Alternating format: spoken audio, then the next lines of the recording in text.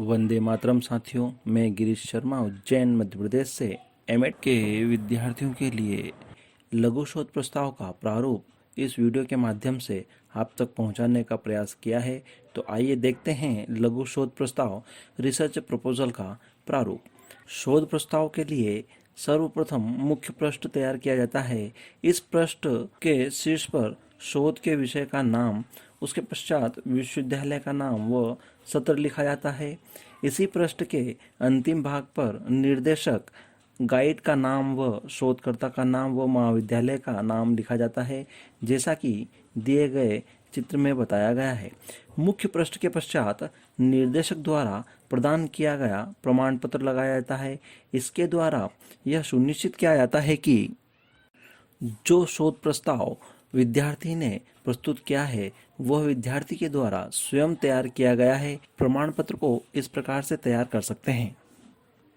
प्रमाण पत्र के बाईं ओर निर्देशक का नाम, पद व संस्था का नाम आता है। उसके पश्चात निर्देशक द्वारा प्रमाणीकरण दिया जाता है। प्रमाणित किया जाता है कि उक्त विद्यार्थी द्वारा प्रस्तुत लघु शोध प्रस्ताव, जिसका विषय यह है, इनके स्वयं के प्रयासों का प्रतिफल है। आपने यह लघु शोध प्रस्ताव विश्वविद्यालय की एमएड उपाधि सन की आंशिक प्रस्तुति हेतु प्रस्तुत किया है, जो विषय और भाषा की दृष्टि से इनकी मौलिक कृति है और इसे मेरे निर्देशन में पूर्ण किया गया है। दिनांक, निर्देशक एवं उनके हस्ताक्षर। प्रमाण पत्र के पश्चात हम लघु शोध प्रस्ताव का क्रम देखते हैं। इस क्रम में प्रथम बिंदु पर शीर्ष कथन आता है। इसमें संबंधित शोध प्रस्ताव के विषय का उल्लेख किया जाता है। दूसरे क्रम पर प्रस्तावना बिंदु, इसमें विषय संबंधित भूमिका तैयार की जाती है।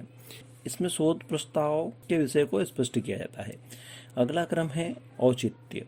इसमें किसी आनुभविक अध्ययन को आरंभ करने के पूर्व उसको संपन्न करने की संपूर्ण प्रक्रिया की पूर्व सोचित एवं नियोजित रूपरेखा आती है। अगला क्रम समस्या कथन। इसमें शोधकर्ता को अध्ययन की जाने वाली समस्या की व्याख्या करनी चाहिए। इस हेतु अध्ययन तथा उपलब्ध साहित्य का अध्ययन करना होता है।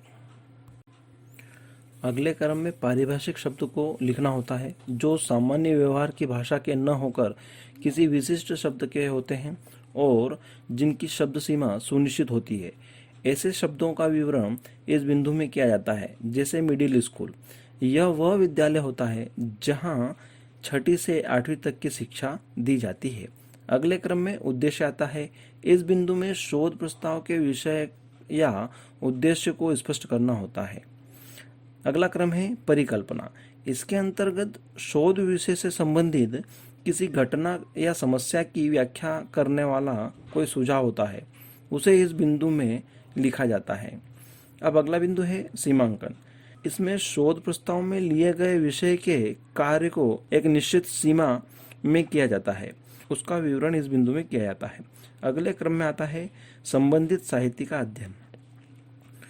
इस बिंदु में विषय से संबंधित अन्य किन किन साहित्यों का अध्ययन किया गया है, उन सभी साहित्यों का संक्षिप्त विवरण किया जाता है। अगला बिंदु है प्रायोगिक अभिकल्प। इसके अंतर्गत एक शोध अभिकल्प समंक संकलन के लिए एक रूपरेखा है। इसमें शोधकर्ता यह स्पष्ट करता है कि वह क्या प्राप्ति की आशा करता है और वह सूचनाओं का संकलन कैसे करेगा। अगला क्रम है शोध विधि। इसके अंतर्गत शोधकर्ता अनुसंधान में वैज्ञानिक विधि का सहारा लेते हुए जिज्ञासा समस्या का समाधान करने की कोशिश करते हैं। ऐसी अनेक वैज्ञानिक विधियों का सहारा लेकर नए तथ्यों तथा सिद्धांतों का उद्घाटन किया जाता है। उदाहरण के लिए प्रायोगिक विधि। शोध प्रस्ताव प्रारूप के अगले क्रम में न्यायादर्श। इसमें सांख्यिकीय व्यष्टियों का एक सीमाबद्ध उपसमुच्चय न्यायादर्श का नमूना कहलाता है। इस बिंदु में विषय की समस्या के लिए किस विद्यालय व कौन सी कक्षा के लिए कौन से विद्यार्थियों का चयन करना है, वह इस बिंदु में वर्णित किया जाता है। अगला क्रम है उपकरण। इस बिंदु में शोधकर्ता समस्या समाधान हेतु व उद्देश्य की पूर्ति के लिए प्रश्नावलियां, निर्धारण, पैमाने आदि उपकरणों का प्रयोग करता है। इन्हीं उपकरणों का वर्णन इस बिंदु में किया जाता है। अब है प्रदत्त संकलन प्रक्रिया। अध्ययनों में संकलन का तात्पर्य उन्हीं तथ्यों को एकत्रित करने से है जिन्हें अवलोकन के द्वारा प्राप्त किया गया हो।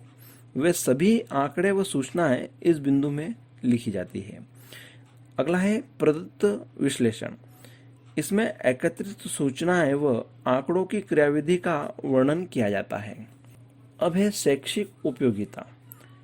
इस बिंदु में शोधकर्ता द्वारा किए गए कार्य की भविष्य में शैक्षिक उपयोगिता क्या है, इसका वर्णन किया जाता है।